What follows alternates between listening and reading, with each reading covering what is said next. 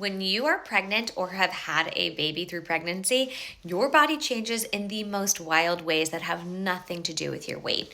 Let's just start with some simple ones. While I was pregnant, I had crazy carpal tunnel. Like I did not know to expect that. I had carpal tunnel in both hands. I was sleeping in braces on both of my hands. So that was crazy. My hands and feet swelled so much that I couldn't even wear any of my shoes by the end.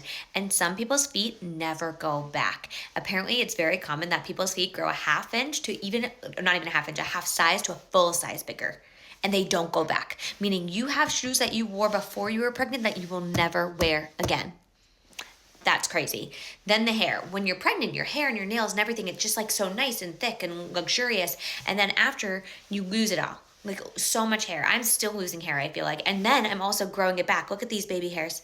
I can't even control them, honestly, at this point. I have little bangs that come out if I don't like tuck them in just right. That changes. That is so different. For some of us, our rib cages expand. So depending like how you carry and what happens with your body, some people's rib cages just get very large. And say your wedding dress, maybe you used to be able to zip it up, you can't anymore, even if you're the same weight, right? Like your ribs have expanded. The boobs, I know we know about the boobs, but my boobs, I didn't even breastfeed. I pumped my second baby, but even after my first, I went straight to formula. My boobs from just growing in pregnancy went a little like after. They were so sad, and I never even breastfed. I was told the lie that your boobs only get destroyed from breastfeeding, and that's just absolutely not true. There's also stuff that happens with your private area, like on both sides, that people don't talk about, that you can explore on your own time. I don't need to talk about those here. Yeah, there's so many things that change about your body. It's not just your weight. Also, your hips get wider.